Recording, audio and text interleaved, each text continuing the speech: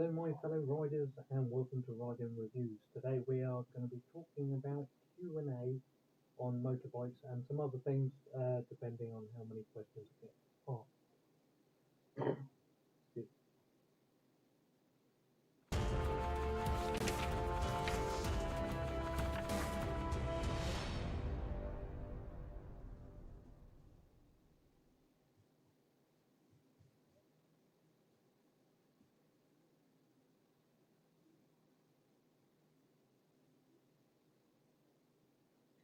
So anyway, I thought I'd start off by telling you a little bit of a story about yesterday anyway. So yesterday I went out to the chip shop on my Pan-European 1100 and I parked behind some guy. Apparently it was his parking space, but I was waiting there for somebody else to free up a space so that I could go and park there. And he reversed, he didn't look where he was going and he hit my back tyre. At which point he jumped out of his car and started effing and blinding and all this sort of stuff, saying, it was your fault, why are you sitting behind me and all of this sort of stuff. So I said to him,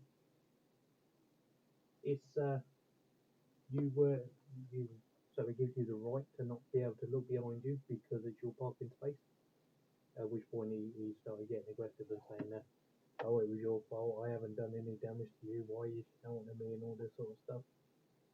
But in the end, it turned out that he didn't do any damage. In the end, I said I was moving over there, I was just waiting for somebody to give me a space, and yeah, that's pretty much it. That's an exciting story. But anyway, the point of this story is, it doesn't really matter if you're parked behind somebody on your motorbike if they can't be bothered to look around and have a look when they start riding or start driving, reversing or whatever. You might only be one person on a motorbike, but what happens if it's a little kid or something like that as well? It's not really good for people to not look when they're riding, not look when they're driving. So yeah, if you're a rider, make sure that you're out of the way of any pillocks, because there are quite a lot of them about. So we're going to do a little bit of an update at the minute. So with Euro 4 coming in now, Brexit and COVID, we're having a little bit of a problem getting hold of motorbikes. Excuse me. Yes, we're having a bit of a problem getting hold of new Euro 4 spec motorbikes. Some of the Euro 3 spec motorbikes are you're still allowed to buy them because they're what's called derogated, which means if you pre-register them sort of with a DVLA, it means you can still sell 10% of any model that come into the country for an additional year. Now, yes, this will only affect for a year, and it's only on stock that is already in the country. You can't order new stock and get it derogated when it comes in because it doesn't work. Now, this is meaning that the UK has a massive shortfall of stock at the minute, and yeah, so there isn't many motorbikes out there, and there definitely isn't any Euro 5 bikes out there. So if you're looking for a new bike, you can either get a Euro 4 model or wait a little while. They're thinking maybe April or March to get a Euro 5 bike. Lakes Motors already got them in the country apparently, but because of the way the Euro 4 went, there was quite a few problems with their bikes. So what they're doing is they are going to test ride all of their models for several miles before they can actually sell them to people, just to make sure they are working as they should be. Now, as I said, this is a Q&A session, so if anybody's got any questions that they want to ask about their bikes that I can help with, I will be more than happy to oblige you. The other day I actually got an email from one of my subscribers. I hope they are listening. But anyway, I got an email from one of my subscribers asking me for a signed photograph, which I find it a little bit strange, a little bit unique. I know that quite a few people have seen my videos, and I know that quite a lot of people are watching them. I think it's about 120,000 people a month over all my social media that are actually watching my videos and interacting with some of my content, and quite a lot of people are actually buying bikes because they've actually seen my videos. So hopefully my content is good for you guys. Hopefully it's helping you with anything that you need. And yeah, I am planning to make my YouTube, not necessarily YouTube, my riding reviews as good as I possibly can. I've got my website, I've got my merchandise, which I can show you. One second. So this is just a screenshot of my merch.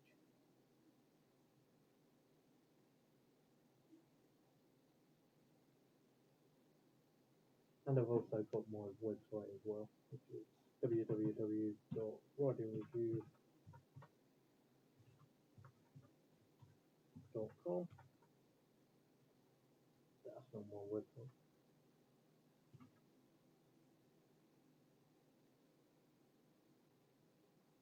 There.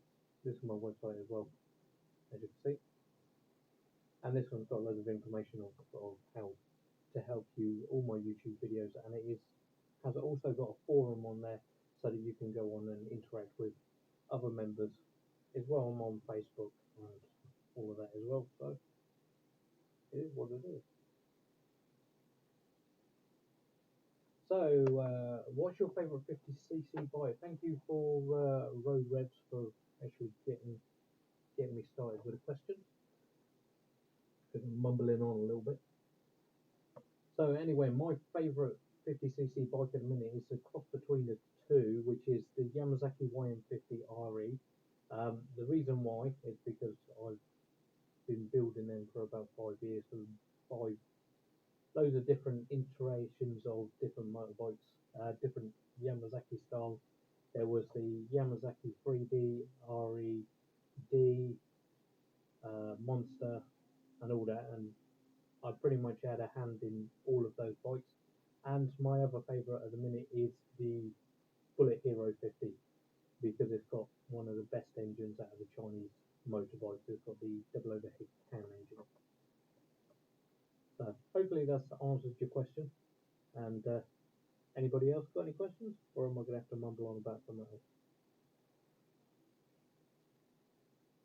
So okay, yeah, we'll go back to the Euro 5 thing. So yes, in regards to the Euro 5, the bikes will be coming March-ish, and there are a couple that I'm really looking forward to. I'm waiting for Zontes to bring me one of the U series motorbikes, which I'll get a picture for you.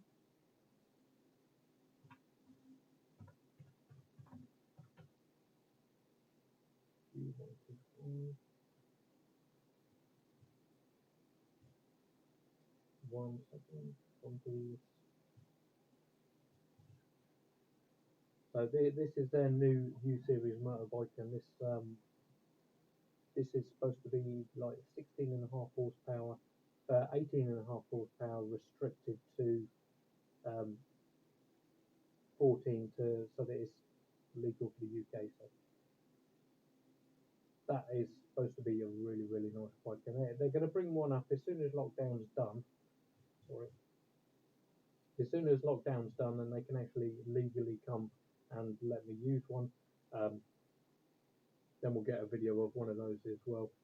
Lexmoto also have asked me to go up and test one of their LXR 380s, and I will actually be going to up to Lexmoto in Exeter, I think it is, to be able to test one of them. Right, so Dragomir Sijalvik, sorry if I said that wrong. Importance of breaking in a new scooter. Is it necessary to change the oil very often for the first 1,000 kilometers, like 200, then 500, then 1,000? The main thing with any scooter at the minute is, or any scooter, is why when you first get them, you've got to do what's the running in process. So if you've got a restricted bike that goes 30 miles an hour, you have to ride it for 300 miles and then change the oil. because the oil that comes in the bike is Chinese oil and it's supposed to be running in oil, but I think it's just their cheap oil.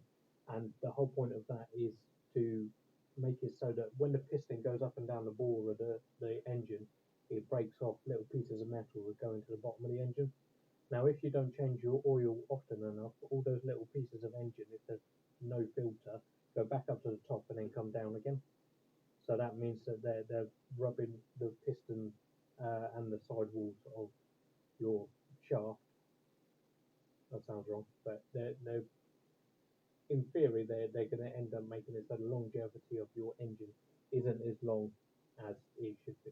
So 500 kilometers or 300-ish miles, and then you've got your about 1,500 miles, and then 2,500, and then 5,000. So your 5,000 mile service, you need to do your belt and roll, and that'll make it so they last longer. Right, Alan Goring, what do you think of the new WK Scrambler 125? It's not a new bike. It's been around for 3 years, I think now. It's all right. I prefer the one they've got two. One of them's got a like off-road esque tires. One of them's got supermoto tires. I much prefer the supermoto ones. With that bike, I find it a little bit hard to ride for a long period of time. It's not massively comfortable. But I don't know if I'm allowed to say it or not. But what was his name? There's one of the prime ministers. I can't remember which one, but a prime minister came up to Cheap Bikes to us and actually bought one of those WK Scramblers, and he uses it for his commute to London. Um, so if it's good enough for him, I guess. Do you have some recommendations for 50cc supermotos? Um, there aren't that many supermotos out at the minute. I don't know if the Euro 5 models are going to be brought in with supermotos, but as of at this moment in time, um, there isn't really any. You can get the Aprilia. I think there's an Aprilia two-stroke version that is available at the minute, but other than that, there's not really any supermotos available. Uh, I got told off by Lex Moto for saying that they're not going to be bringing in a 50cc motorbike. Apparently they are, but they haven't told anybody what it is. Cheap Bikes R Us are bringing in a couple of other ones. We've got the Yamazaki YM50 RE, which is a super bike-esque thing, 30 miles an hour, but and we got the Yamazaki F50, which is more of a supermoto, but it's more of a it's like a naked bike sort of thing. So hopefully that's helped you out. But yeah, there's not really a lot at the minute.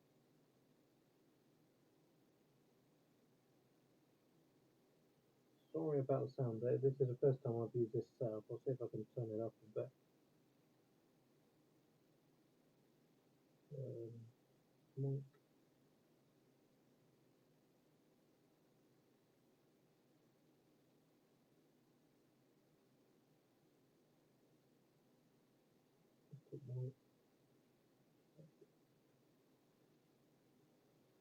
it might blow your ears off. I hope this helps.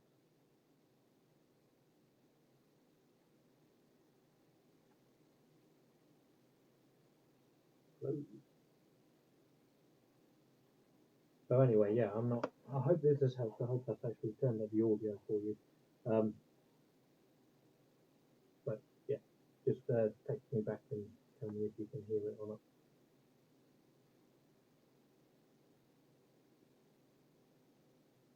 So anyway, with my pan-European, I'm just trying to find things to keep you guys entertained. Last time I was getting um, questions. I had about 300 people on here asking me questions constantly. It's a little bit slower today. So, can you hear me now, Brian?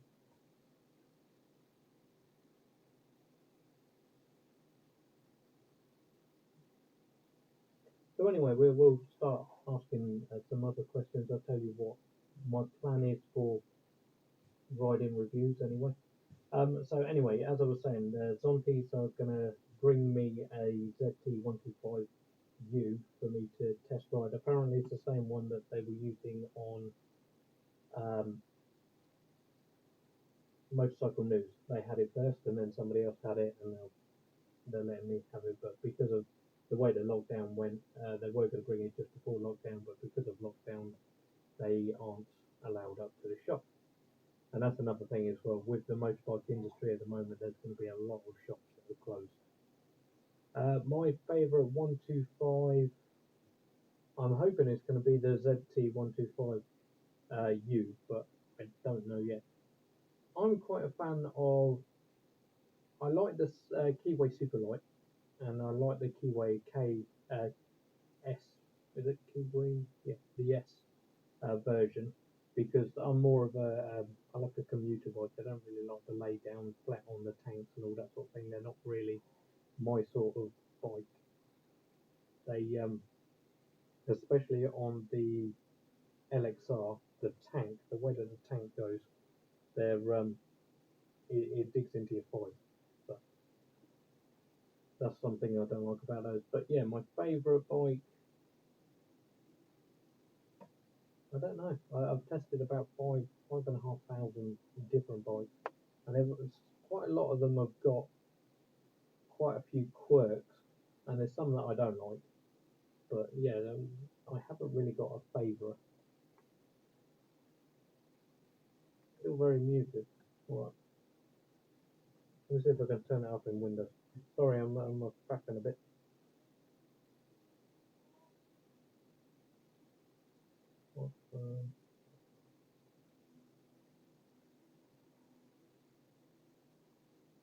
Audio troubleshoot, device F5, special sound format. Sorry, I am trying. It doesn't actually let you hear your audio yourself.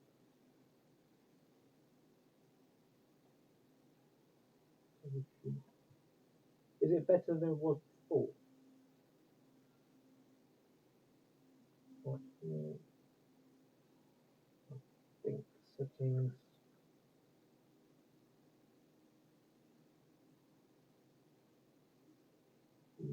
It might be because I'm using the wrong microphone.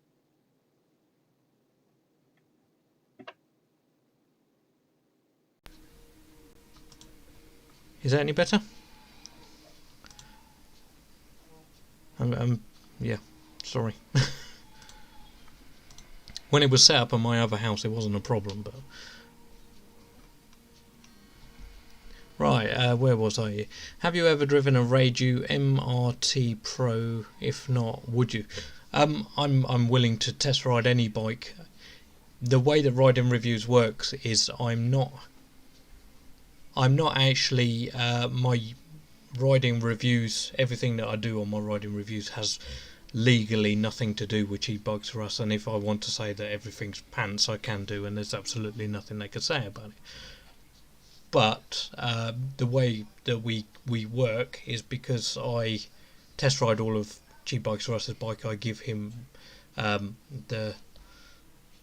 let people know that I test ride the bikes from there, and people know me as being there, so it helps everybody out. I get the bikes to review, Cheap Bikes for Us gets the sales, but money wise I don't actually get any money from Cheap Bikes for Us for doing this. I do get paid from Cheap Bikes for Us for PDIing and test riding and all that sort of thing, but yeah, I don't physically get paid for riding reviews from Cheap Bikes for Us. What bike are you looking forward to testing? As I say, I would like to test the Lexmoto 380, but I'm not sure. That's not the most popular bike out there. It sort of sits in a weird category because you can't ride it on an A2 license or a under 24. I can't remember what it is. I think it's the A2, but you can't ride it on that license. And if you're going to go up and get your full access, why would you go for a 380? You would get something bigger, like a 500-600cc bike. So yeah, it's one of those weird bikes for the LXR 380. But I am very much looking forward to the Zonti's bikes, because quite often you'll ride a 125cc motorbike and they'll all feel a little bit lethargic compared to like my bike, which is 1100cc. But yeah, the U series is a 18 horsepower motorbike that has been restricted down to a 14.7 to make it legal, but that means that it should in theory be able to get up to the full power or full speed of a UK legal 125, even though it's restricted. So it'll be restricted on revs, I would imagine, or there'll be some stopper in the exhaust or something. But yeah, that's one that I'm definitely looking forward to test riding.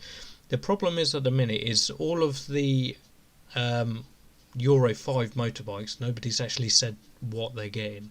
So I know that Lexmoto said that they're getting 12 different models, but they haven't actually told anybody what models they're getting.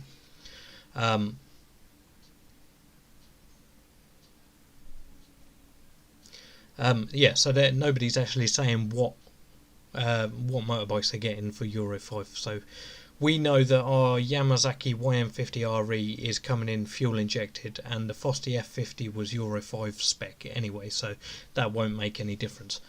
Right, next one, Brian. Are there any freewheeler coming in? I mean, like Piaggio, MP3, Yamaha wheel bike. I'm not a big fan of the Piaggio. I've test ridden one. There is a video on my channel of a Piaggio MP3, and I don't like them. Not because there's anything physically wrong with them, but because when you actually ride one, go from riding a 50cc geared bike or 125cc gear bike or anything like that with two wheels, and then you get on a freewheel bike, it just feels off. You can't lean properly.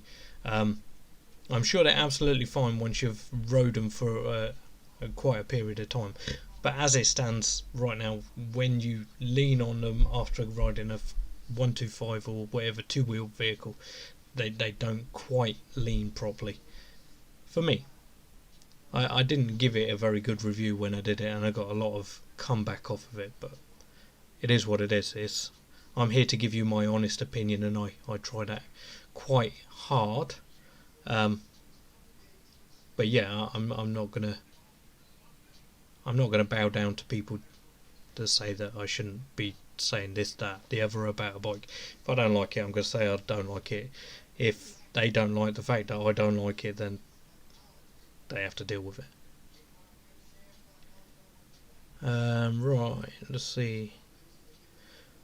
Hi Chris, love your shows. Would I tension my chain? Should I do it on centre stand or a side stand? Right, so the books will tell you to do it on the side stand, but I will always tell you to do it on the centre stand because you can get a better gauge of if you've got any flat spots or how the wheel's spinning round and all that sort of thing. So yeah, I got told off by somebody saying that you're not supposed to do it on the side stand, but if you ever do any YouTube videos or anything like that, it doesn't matter what you say, you're going to get told off for something. So yeah, sometimes you just have to ignore it. Right.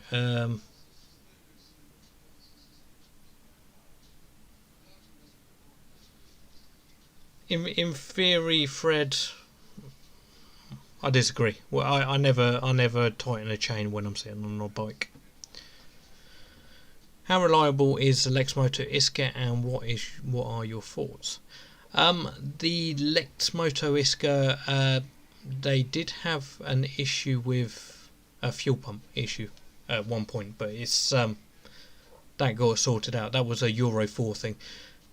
It's same with most of these bikes. If you keep them clean, in the summer it's not so bad, but when they start salting the roads and stuff like that, you start to get issues with rust and things like that. If you clean your bike, clean the salt off and things like that, then you're more than likely to have a good running bike. Also, make sure you do the servicing regularly. And one of the big things that people aren't doing at the minute, I'm not saying that you guys aren't doing it, I'm just saying, is they're not tensioning the chains, they're not putting grease on the chains, and you'll find that your chain lasts about 5 minutes. People are complaining that their bikes aren't going very fast and stuff, and it's just because your chain links are getting stuck. So yeah, keep your bike tidy, clean and serviced, and it should serve you perfectly well. There's a reason why Lexmoto give you 2 years warranty. If you've got an issue, use your warranty, and then you shouldn't have an issue. Some things go wrong, but yeah, that's what a warranty's for. Gary Martin, hi Chris, do you think the two strokes have a future? They are planning to bring in some wet sump two strokes with fuel injection, and that will meet new regulations and stuff for Euro 5. There's only a certain amount that you can do to a two stroke to make it cleaner to the environment before you lose all power. So I actually rode an Aprilia RS 125 two-stroke, and the way that they get away with the emissions is they just kill all the power of the bike. And we got around this, we de-restricted it, we removed all the things that they put on to stop the emissions. But should you do that to a bike?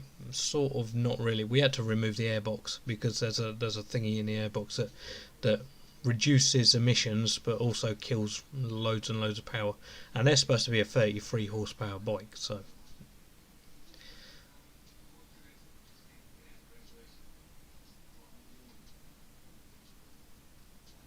oh right, sorry Fred. Yeah, so yes, that's right. When you sit on a bike, it does tension the chain quite a lot.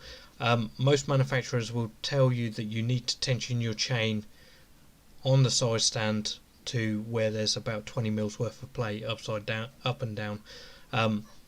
Yes, when you adjust it off the stand, you haven't got the tension load of the spring on it, and potentially you can adjust it wrong.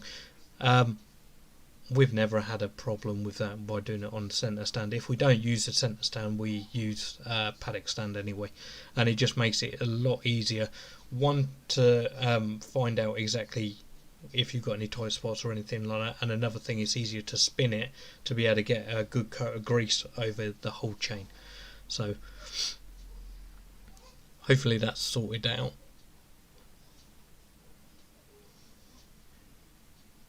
So yeah, anyway, moving forward for Cheap Bikes for Us, as I said before, I have got some merchandise.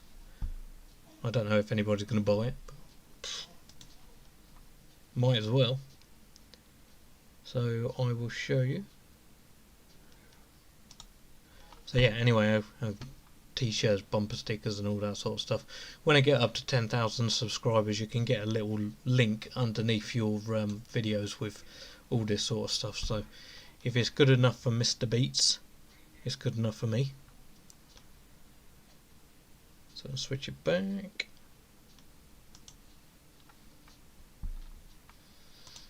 I haven't done many of these live stream things, and yeah, I'm just learning. YouTube is about learning. There's a hell of a lot to take into consideration when starting it, and it's not just do a video of your bike and then loads of people will watch it. It just doesn't happen like that. You don't get big overnight. It's pretty much impossible for you to get loads and loads of subscribers overnight.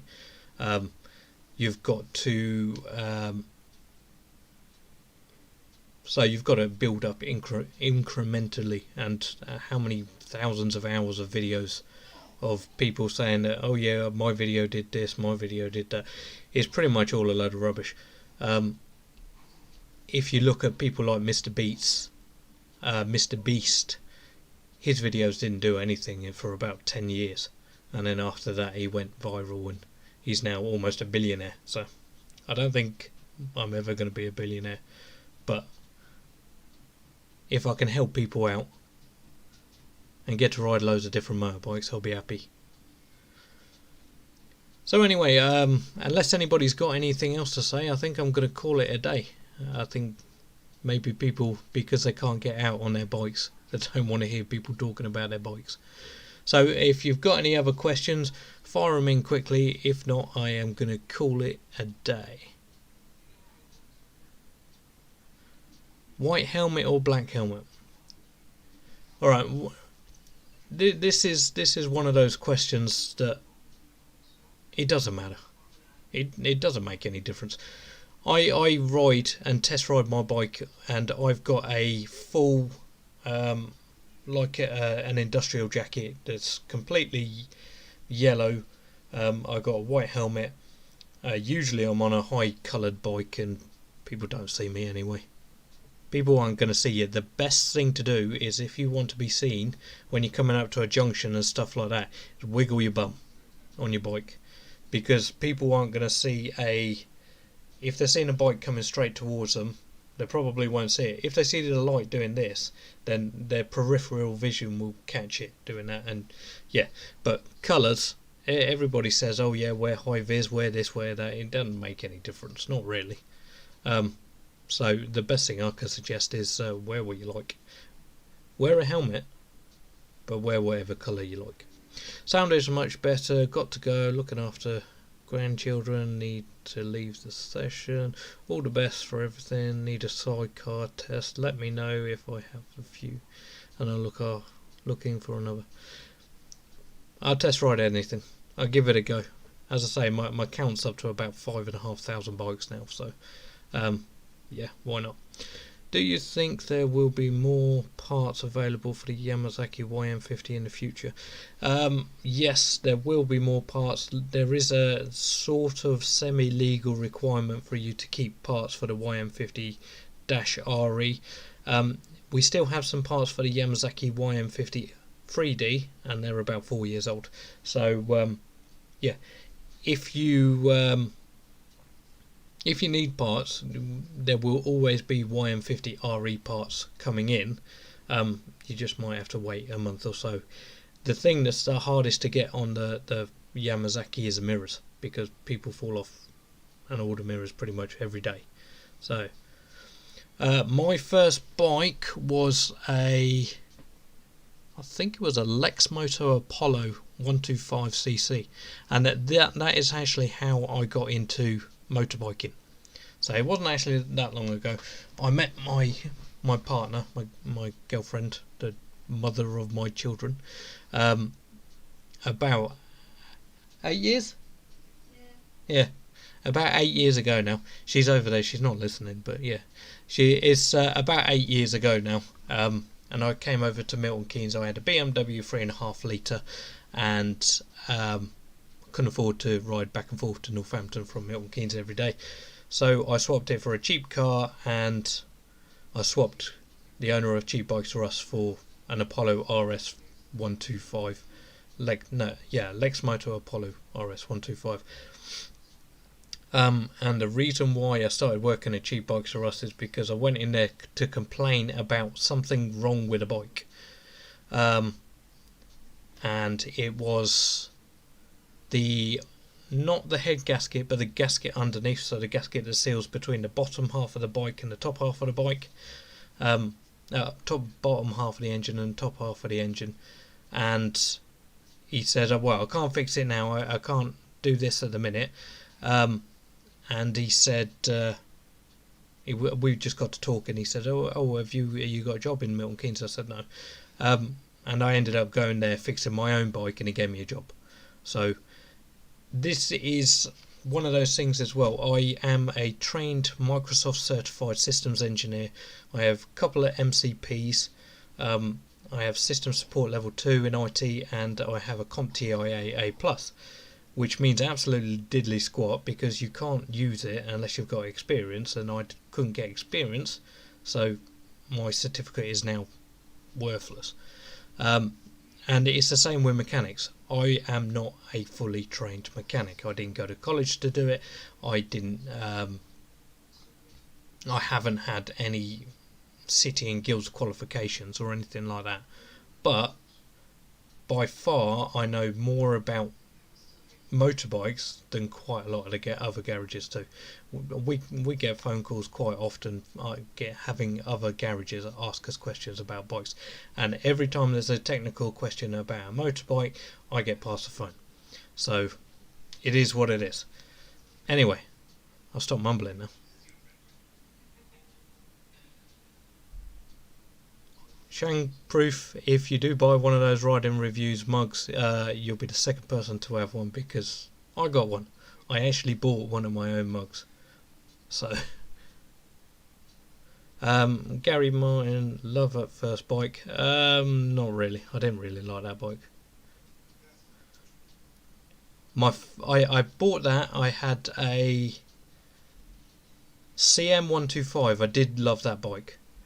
But it was a Honda CM125, and to get it running, it was a double piston, and to get it running, what you had to do is hold one of the spark plug caps about an inch away from the spark plug for it to start, and then you put it on, and then it worked, and then it had loads of power. But I ended up shooting the spark plugs out both sides of the engine, so I got one repaired, and then the other one did it, and I thought I'm just going to sell it. My next bike after that was a Kawasaki ZZR, which again, that was a pile of poo. I finally got it working as it should be, and then I sold it. I had a Phaser, that was a very good bike, and I had VTR, which was not very comfortable. And now I've got my Pan-European, which is like an armchair. Right, hi, I am just wondering what is happening with my bike. It's Motorini MT125. Your bike's done. We had to change the wiring loom for it. I thought you rang up.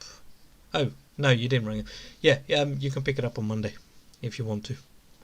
It's all done. That had a little bit of a wiring loom issue, so we sorted that out. Right, I think I'm going to call it a day. Hopefully I've answered some of your questions, and hopefully we will do one of these live streams again, and we'll get more. I'll give you more notice. It's just this week we were struggling a bit, and as of the 12th of next month, I am actually having somebody beat me up. So I'm having an operation on my nose where they're going to drill out all my nose and all my sinuses and all that sort of stuff. So I may try to do a video, but I might look like I've been punched in the nose. So no problem. Thank you for coming in and joining in and getting involved. If you do want any of the merchandise, it's from Teespring, and there will be a link in the description of here when I'm done. Quite frankly, if you ask me, it's quite expensive. The problem is this company, you give they put a selling price on it, and then what you make, whatever. I turned my money that I make on it right down, so it reduces the price. If you want them, you can have them. If you don't, fair enough. Right, anyway, thank you for watching, thank you for getting involved, and I will see you next time.